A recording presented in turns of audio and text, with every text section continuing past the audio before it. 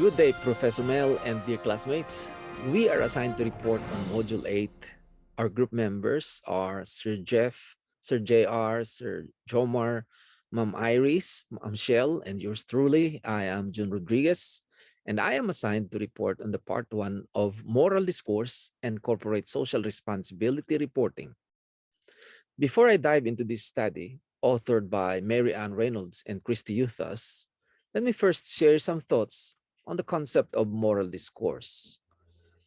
When we talk of moral discourse, Reverend James T. Britsky comes to mind, especially his famous 6 C's of moral discourse and the moral triangle of ethical analysis.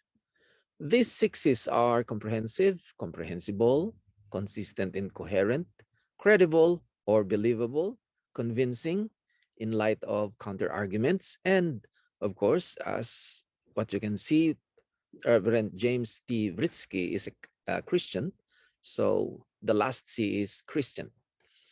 Now, let's go to the first one, the first C. Moral discourse should be comprehensive in relation to the issue and problem. Example, does it treat the problem and the issue in its complexity and completeness? Are there aspects which tend to be ignored, condemned as irrelevant? Move to thick description rather than simply a thin description of the issue is what is being focused in comprehensive. Now, the second C is comprehensible. In this part, there is a question, is the mode of discourse comprehensible by a wide variety of people coming from different backgrounds and faith traditions? Does it use philosophical and or religious concepts which people use and understand? Be careful, especially in pastoral work, of using too much jargon, yet make sure that key concepts are understood. It is incumbent on us to make ourselves understood. The third C is consistent and coherent. Are there modes of argumentation and positions taken internally coherent and externally consistent with similar issues, cases, and the likes? Now, examples of being pro-life but against welfare for children, or for animal rights and abortion on demand. Now let's go to the fourth C, which is credible. In the sense of being believable by all sides involved in a debate or issue, such that we could admit that a person of sound reason could logically hold this. And we need to be careful to treat counter arguments also in a credible fashion. Example, representing these positions fairly and not caricaturing them, and asking that our opponents do the same for us. The fifth C is convincing. Modes of argumentation that move from being merely credible to one that convinces in the light of counter arguments treated fairly. Now, the question is, does the argument convince me or others? Why or why not? If an argument or line of reasoning does not convince, then what is our further response? Repeat it more loudly, or use sanctions or authority or coercion, or revisit and reform the argument. The last one, the last C is Christian. Now, does the moral discourse, position, theory, response, application take into account the Christian nature of our moral life? Does it take into account adequately the aspects of Christian theology, such as sin and forgiveness in the context of grace, the cross, redemption, resurrection, eschatology, or the study of the last day events, the community of imperfect disciples in a pilgrim church? The sixth C, according to Reverend Britsky, integrate and critique the first 5 C's. As I've said a while ago, the topic I am assigned to discuss is the part one of moral discourse and corporate social responsibility reporting. Various stakeholders have increasingly considered societal issues when making decisions during the previous decade. As a result, businesses have begun to conduct CSR activities in order to meet society's needs. In fact, discussions about CSR have shifted to focus on its operationalization, motivations, and strategies rather than the concept itself. By definition, CSR refers to the moral sense that businesses have a moral responsibility to the communities in which they operate. From a moral standpoint, CSR is motivated by intrinsic motivations such as moral principles and personal values, with CSR serving as a goal rather than a means. The aim of the study examines voluntary corporate social responsibility reporting as a form of moral discourse and explores how alternative stakeholder perspective leads to differing perceptions of the process and content of responsible reporting. The authors contrasted the traditional stakeholder theory and relational perspective like Habermas' theory of communicative action. Now, for the traditional stakeholders theory, they view stakeholders as external parties having a social contract with corporations. On the other hand, the relational perspective example is Habermas' theory of communicative action, views interaction among corporations and constituents as relational in nature. According to Woods, the discourse on business and society calls for corporate social performance measurement. Shareholders are now requesting CSR informations as part of their investment decision criteria, and this reporting takes many forms and is optional for operational or organizations, implying that stakeholders are external to the organizations and relevant on corporate willingness to disclose. This perspective reveals the fundamental notion that the stockholder is the most important stakeholder. In the divine right of capital, according to Kelly, in his book or in his research Dethroning the Corporate Aristocracy, he challenges this position, arguing that companies are just another entity in the social context, not necessarily entitled to a privileged role. This fresh viewpoint paves the way for a new perspective on the individual society corporate interaction. Analysts are still working on theory and looking for new ways to apply it to explain corporate social, ethical, and environmental reporting practices. Companies have responded by increasing voluntary social and environmental reporting on a global scale. Despite the fact that some investors are expecting this information, concerns about the quality of the data and the reporting's purpose have arisen. Are stakeholders gaining from a company's socially responsible actions?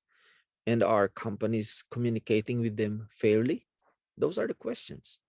Now, Habermas presented communicative action principles that could yield insight, which will be discussed by my partner later. As a result, organizations offering models of frameworks for reporting and auditing have created practical guidelines. For a variety of reasons, approaches to social and natural environmental accountability have been created.